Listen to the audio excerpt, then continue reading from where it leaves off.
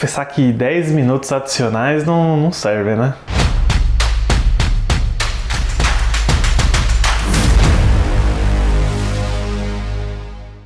Olá, fãs da Sétima Arte, meu nome é Lucas Nascimento e esse é o Lucas Filmes, e hoje eu tô aqui para falar sobre a versão estendida de Homem-Aranha Sem Volta para Casa, que vai chegar nos cinemas brasileiros aí nessa semana, trazendo aí um pouquinho de cenas adicionais. Mas antes, vou pedir para você curtir esse vídeo, se inscrever no canal e ativar o sininho para não perder notificação dos próximos vídeos. Olha, eu só tô fazendo esse vídeo aqui porque eu não tinha comentado sobre Homem-Aranha Sem Volta para Casa aqui no canal ainda, porque afinal o canal não existia em dezembro do ano passado, quando o filme do Homem-Aranha saiu.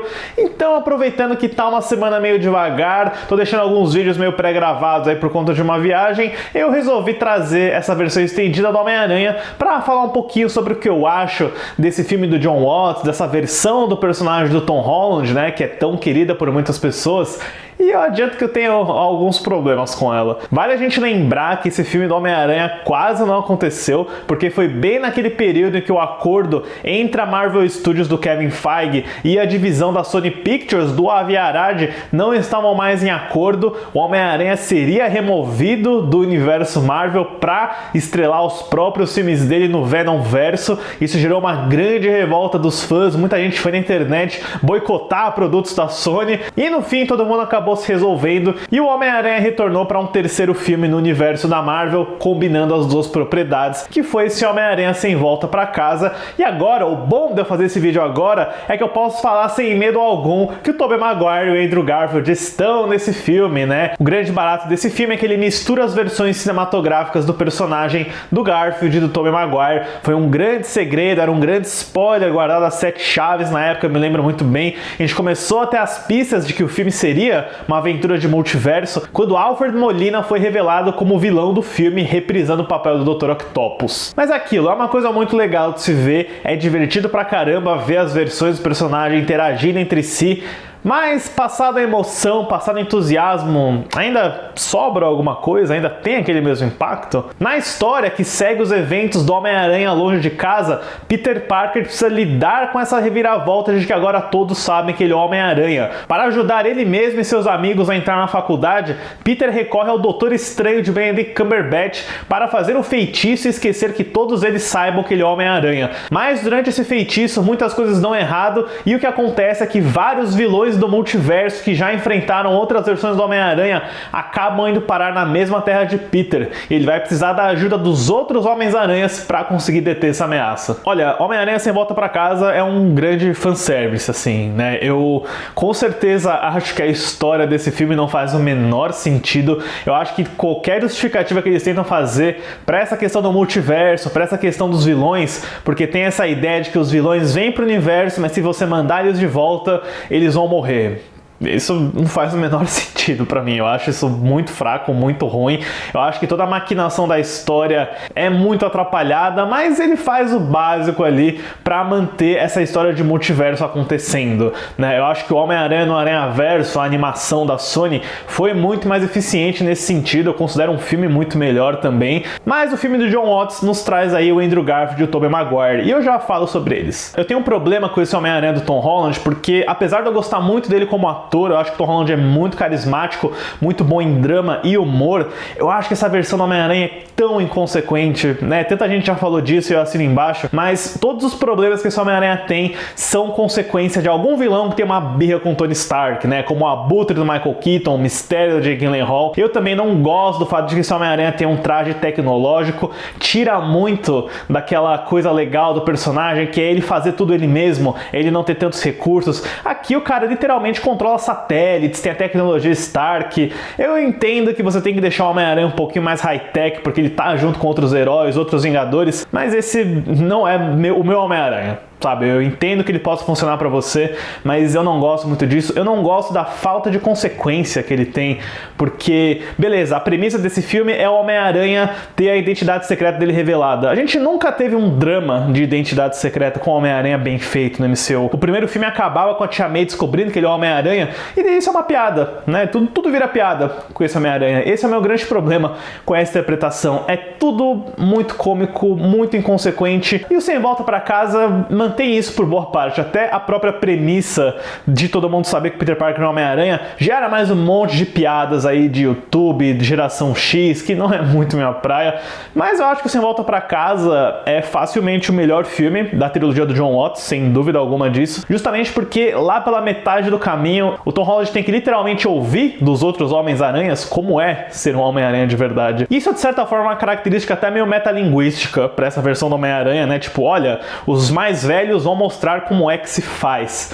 Legal, funciona. Meio tarde demais, né? Porque o Sem Volta Pra Casa acaba no ponto em que eu queria ver uma história do Homem-Aranha começando, não terminando, né? Então foi meio decepcionante pra mim. Mas, de novo, né, o grande fanservice aí, que é a presença não só do Tobey Maguire e do Andrew Garfield, mas do Alfred Molina, do Jamie Foxx, do Willem Dafoe. O Willem Dafoe tá maravilhoso aí como o Duende Verde, né? Parece que não se passou nenhum tempo desde que ele fez a trilogia do Sam Raimi. É muito bacana ver todo esse pessoal de volta em tela. O Andrew Garfield, especialmente, né? A gente consegue ver que ele gosta muito do personagem, ele tá muito carismático, super dentro.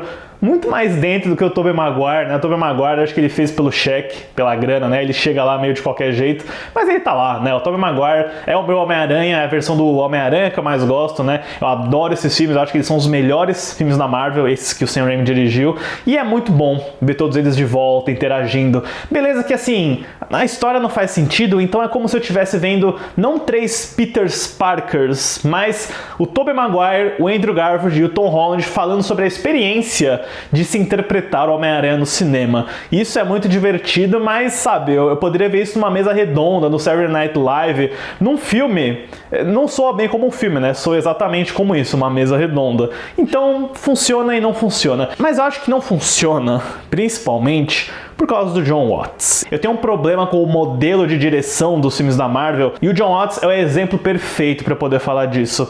O Kevin Feige, ele tem um grande controle criativo nesses filmes, então é muito mais importante como a história se desenrola e como o universo se conecta do que uma coisa muito importante que é o cinema. Eu acho que por mais que as coisas que aconteçam aqui sejam muito legais no papel, outros Homens-Aranha se encontram, show.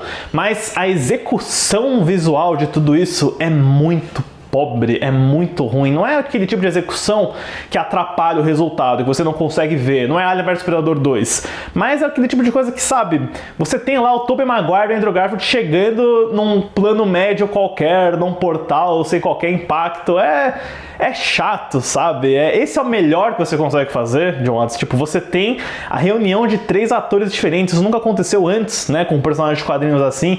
E você faz aquele plano todo escuro, todo CGI, sem nenhum tchan, sabe? É um filme visualmente muito pobre, muito feio, sabe? É cinema, gente, é uma arte visual. Então não é só o que acontece. Como aquilo acontece é igualmente importante pra mim, pra tornar a experiência mais legal. As cenas de ação pra mim são todas bem genéricas, não tem muito impacto, a coreografia é bem fraca, é tudo muito pouco memorável pra mim nesse filme, apesar, de novo, do elenco ser muito bom. O Willem Dafoe, ele tá excelente, reprisando o papel do Duende Verde. É divertido também ver o Homem-Areia, ver o Lagarto, apesar dos efeitos visuais que foram sim muito apressados, né? A gente sabe desse problema na Marvel com os efeitos visuais. É muito legal ver a turma toda de volta, e eu gosto de como o filme termina colocando Peter Parker numa posição que aí sim ele poderia ser o Homem-Aranha raiz, né, dos quadrinhos, dos outros filmes também. É pena que é só no final do filme, né? Sobre essa tal versão estendida aí, a The More Fun Stop Version, né, que saiu nos cinemas, eu acho que não tem nada ali que vale muito a pena. É coisa muito breve, tem um pouquinho mais de interação do Holland, do Garfield e do Maguire. Coisa bem breve, são sequências estendidas, não chega a ter muitas sequências inéditas assim, é mais sobre aquela construção de mundo, algumas piadas. Tem uma tentativa bem tola aí do John Watts de tentar recriar a cena do elevador do Homem-Aranha 2, mas agora com todos os vilões. Assim, se você tá pensando em gastar uma grana pra ir no cinema e ver esses 11 minutos, não vale a pena. Não tem nada ali que vai mudar o seu mundo, mas pelo menos ficou muito melhor do que aquela versão porca, preguiçosa do Vingadores Ultimato, que eles colocaram com efeito visual incompleto, né? Aquilo ali, sinal de desespero. Isso aqui também é um sinal de desespero, obviamente, né, pra talvez o filme chegar na marca de 2 bilhões, porque ele fez 1,9 bilhões a partir da estreia dele em dezembro do ano passado, mas pelo menos é um pouquinho mais bem cuidado do que aquela versão do Vingadores, né? Olha, Homem-Aranha Sem Volta Pra Casa é um filme bem regular, pra mim. Eu acho que tem aspectos dele que funcionam como elenco, a ideia e, obviamente, fanservice, mas o Jon Watts, pra mim, é um cineasta muito mediano. Eu queria que alguém com mais capricho, com mais talento, como James Wan, por exemplo, sabe? James Wan e Aquaman é o estilo de filme que eu quero ver pra um filme de super-herói espetáculo assim. Eu queria que tivesse alguém com um pouquinho mais de criatividade visual pra comandar esse tipo de filme. Pra Homem-Aranha Sem Volta Pra Casa, versão estendida, eu dou uma nota 6. Eu acho que quem gosta muito desse filme, com certeza vai querer ir no cinema pra ver essas cenas inéditas aí, porque tem esses momentos a mais. Mas se você só gosta do filme ou se você não gosta, esse é o tipo de material que seria um extra de DVD, sabe? Só isso, nada mais, eu acho que não vale essa viagem extra ao cinema. Mas deixe nos comentários aí o que vocês acham desse filme e se vocês pretendem ver essa versão estendida. Certo, pessoal? Obrigado pela visita e até a próxima sessão.